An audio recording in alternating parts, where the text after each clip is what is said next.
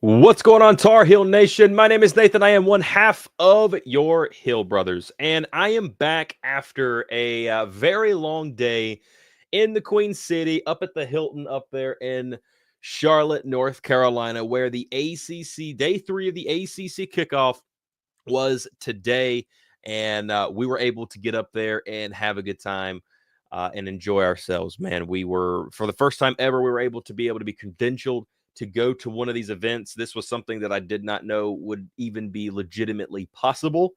It was floated to me about a year ago, right around the ACC kickoff of last year. The idea was thrown out to me. I didn't think it would actually come to fruition, but it did, man. And we had ourselves an amazing time. So in this video / live stream, because this is a live stream currently going on right now, we are going to take a look at what North Carolina fans, what we as fans can take from what was actually talked about today. So we did a live stream right after the event, or right after North Carolina was done with their breakout rooms and everything else. And we kind of just talked about the event and everything that was kind of cool. Some stuff, we got into a little bit of this, but not a whole lot. But right now, what we're going to do is break down into this stuff, man, because to me, as a North Carolina fan, being able to see it live and in living color, it was actually I took a lot from what North Carolina's players had to say and also what Bill Belichick had to say. First and foremost, and Alan hit on it in the wrap up that we did, the post ACC kickoff live stream that we did, kind of quick reaction, is that Bill Belichick has really found himself a personality. I felt like today he really started to showcase, maybe who he could be moving forward for us, man. He's interesting guy. We've always known him to be very media shy. He doesn't seem to like media. And there were moments at times where you obviously saw that, where he was like his opening monologue, very low, just kind of just working through it. But he actually went for a little bit longer than I thought he would. Now, he's not going to beat Mac Brown anytime soon. I think that's safe to assume. But no, Bill came out and he started talking about the team. He started talking about, the preparation they've been doing.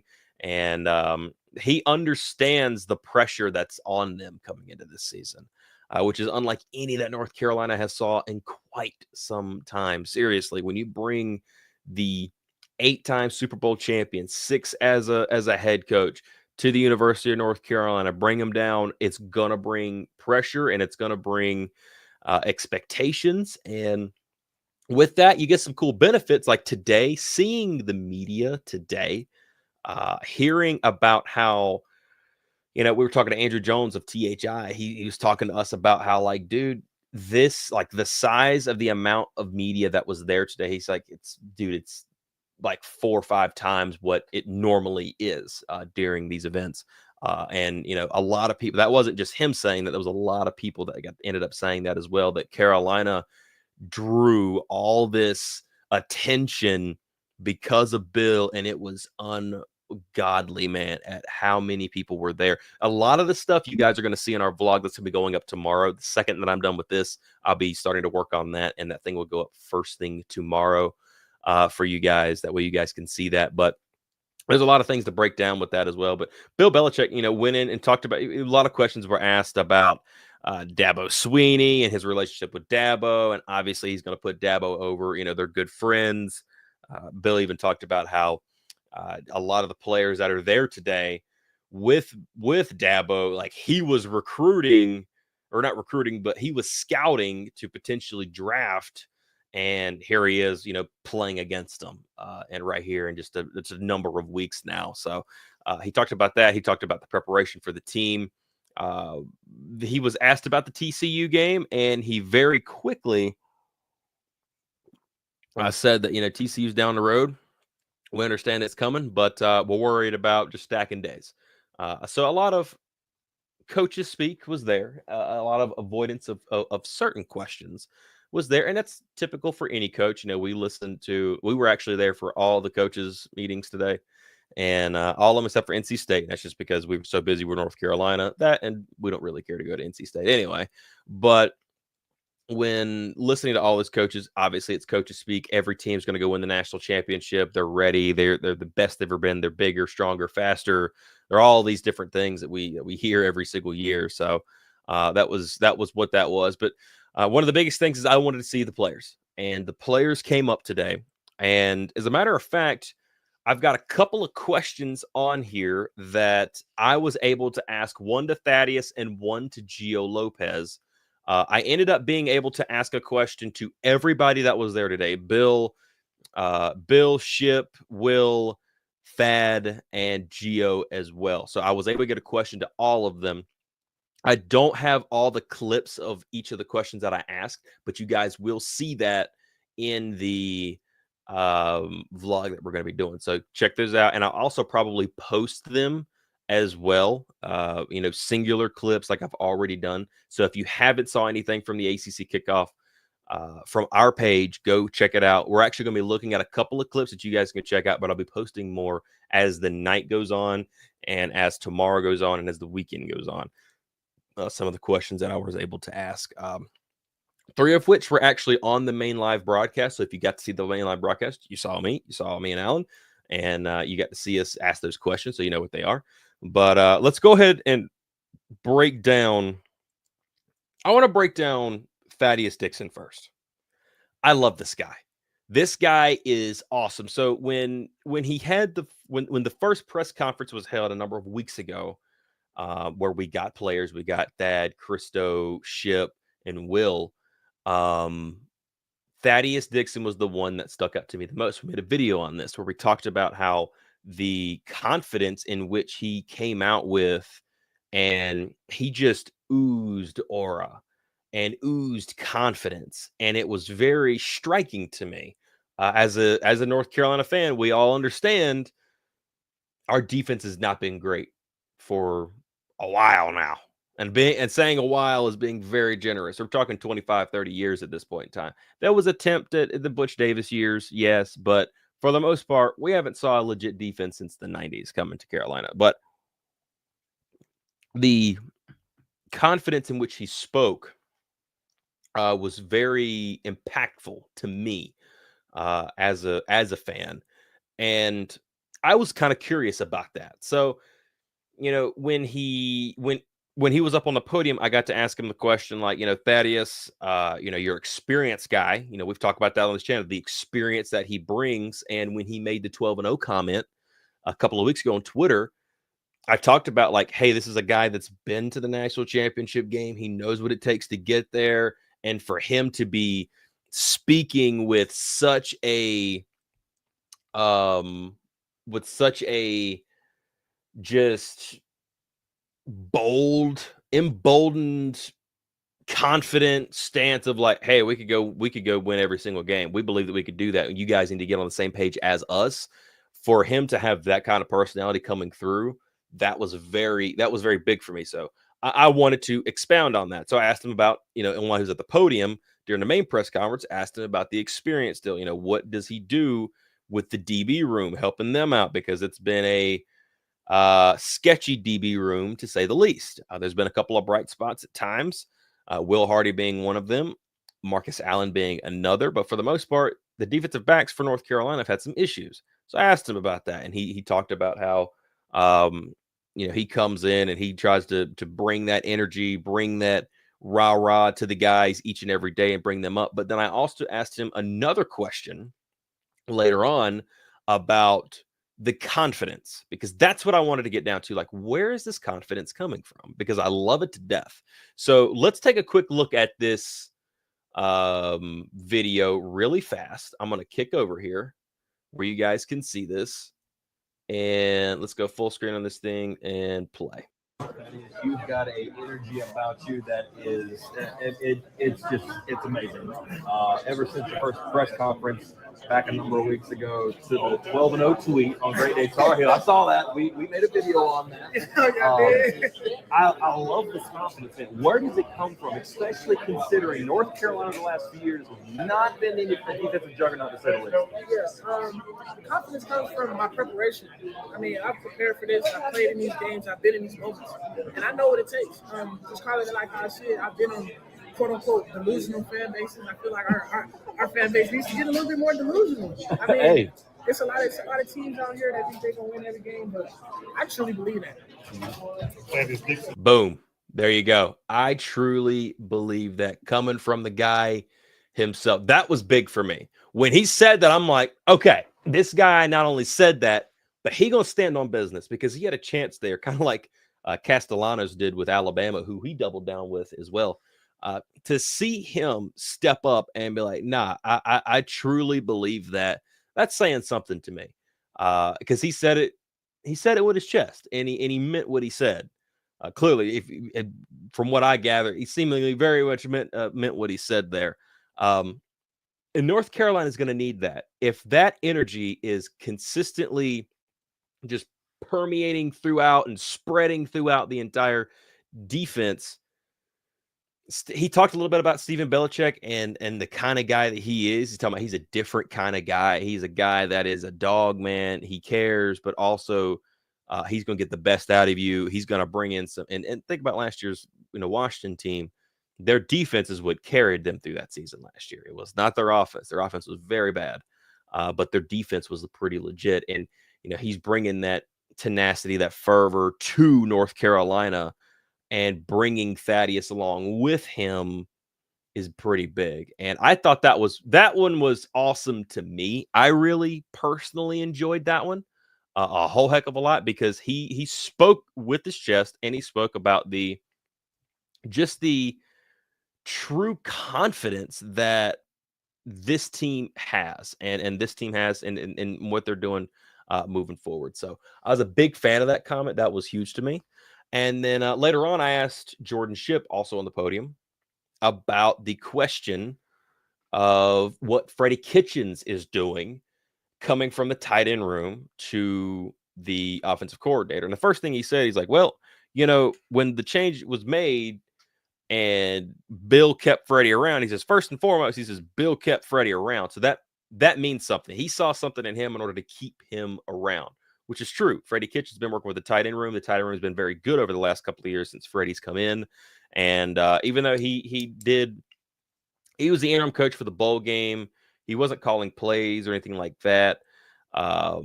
But Freddie's an NFL guy. He is a no F's given guy. We've seen this. And I don't know personally how he's going to do as an offensive coordinator. I haven't saw that yet. But Shipp talked very highly about him. Talked about how, he's kind of unlocked him a little bit and just kind of let him fly. So I'll be curious to see what happens with that personally. Jordan Shipp was a guy that he could have left. He could have left and he could have went anywhere in the country because this guy is a natural born talent, man. He is a guy that teams are going to want to get their hands on. And for him to kind of come out and say, like, yeah, I stayed here. I stayed here for a reason. And to talk very highly about the offensive coordinator. Obviously, we don't know what this thing's going to look like yet. I'll be excited to see. But I was very pleased with that. And the biggest question that I had for Bill, and I had it for Bill, but I also followed it up with Gio as well, is I asked Bill Belichcik, and I don't have the video with me right now. I do, but I don't have it sent over to my computer where you guys can see this thing. But I asked Bill personally, hey, and I had a feeling he was going to kind of slow answer me here and not give like a definitive answer, but I figured what the heck, it's the question a lot of people are kind of wondering about when it comes to North Carolina football right now as it speaks, because thankfully, there's a lot of national guys there that were asking questions that people that follow North Carolina and the beat writers of North Carolina have already heard answered. That was that, but I wanted to stick more based with the football team, what was going on with the team. And I asked Bill about the quarterback position because that's the question a lot of people are wondering. Is it going to be Gio? We all expect it to be Gio, but Max has been doing very well. He's at the Manning Passing Academy. He looks really good. Bryce Baker's there. Evidently, he may look good. Gio came in late after spring practice. What's going on? What's going on here? And he told me basically, he just kind of slow answered me a little bit. But he said, hey, they're gonna decide that. They're still battling. Everybody's in the running for the battle, and everybody's battling to be QB1, and they'll decide it. They'll be the ones that decide it. We haven't made a decision yet, but they'll decide it on the field. Okay, cool. Well, I took that and I went over to Gio because I'm curious about what Gio thinks. And I asked him really quickly about being recruited from Bill and Freddie, trying to get him to go to why he's here, and he answered the question perfectly. Let's take a quick listen over here at that one really quickly.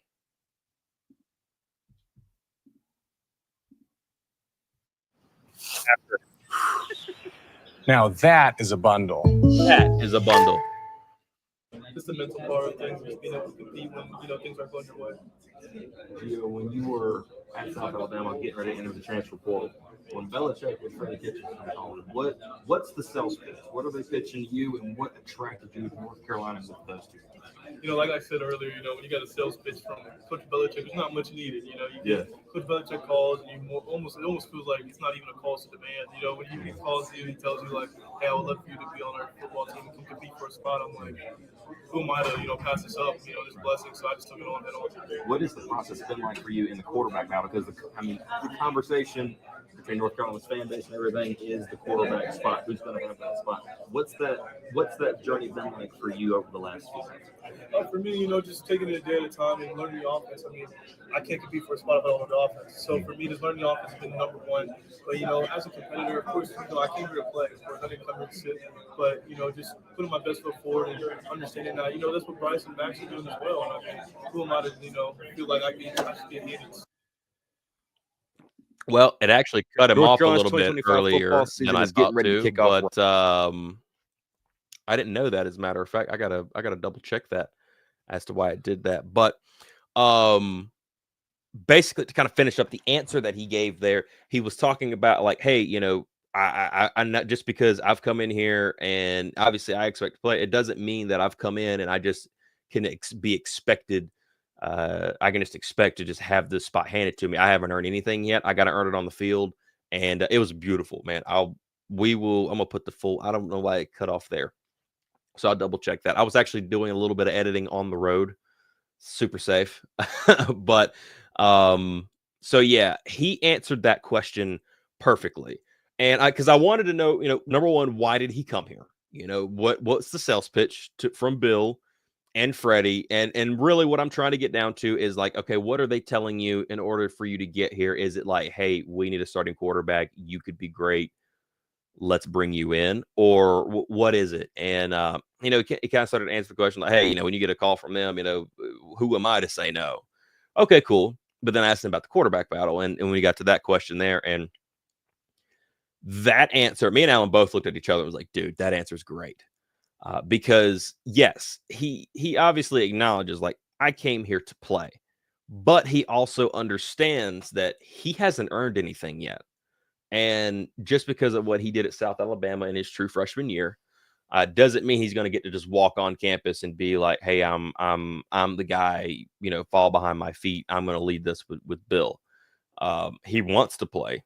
He expects to play, or he came in to play, but he still has to go earn it against Max Johnson, a guy who has thrown a ton of passes in the SEC, been in there for 4 years, and also a guy in Bryce Baker, who's a very highly touted quarterback prospect that just walked onto the campus in North Carolina. Everybody says that could be the next. He could be the next guy, like the next Drake or the next Sam or whatever the case may be. So, in my opinion, yes, I do truly believe that Gio Lopez is more than likely going to be walking out as the quarterback for the North Carolina Tar Heels. But I like the mindset of, hey, he understands whatever's going to happen, it's going to happen, and I got to go earn it on the field. And for me, I started to go through all these questions and everything, but here's the part of it I want to get to. What can we as fans take from this? Number one, this is a very confident team. That is, especially the defensive side of the ball, for sure. To see the way that Thaddeus, being a leader in that room, has spoke so highly of the defense, that I like. He's confident, and guys can be fake confident. We saw a little bit of that today. Virginia Tech was one of them. Brent Pry. I tell you one thing, that man sounded defeated. He sounded so defeated, but he tried to play off this, hey, we're confident, we got a tough group. But then those things that he would say that would completely backtrack on that. Belichick seems to be pretty excited about what's happening with North Carolina and where this team is headed. Obviously, he understands there's some unknowns here. Like, hey, we don't know exactly what we're going to be like yet, but we're just stacking good days on top of each other. The guys, they're going out, they're training, they're dropping, fat and getting their body weight right. And a lot of times when we do these 2-week breaks in the middle of When we get to these 2-week breaks and during training, they come back and they're in even better shape than we saw them the last couple of weeks. So I like where that I like seeing that, because that lets me know that players are bought in, and under this team, you gotta be. And I think this team has no other choice but to be. And North Carolina does have some very confident individuals, and I do believe that these individuals are speaking for the team, because I haven't saw anything like this out of North Carolina in a while. Honestly don't know if I've ever saw North Carolina sound so confident with every player that comes up, be like, yeah, like we're gonna be fine here, like we're good. That spoke volumes to me, and I'm looking forward to seeing what is in store for us in the future. Not spring, but fall practice. It's that time. Fall practice starts next week, and we're going to be keeping it locked in to see where Carolina goes from here.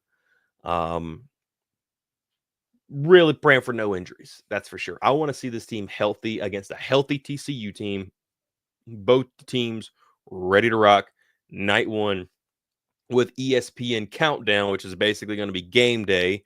But considering it's on a Monday, they can't have game day. They announced today.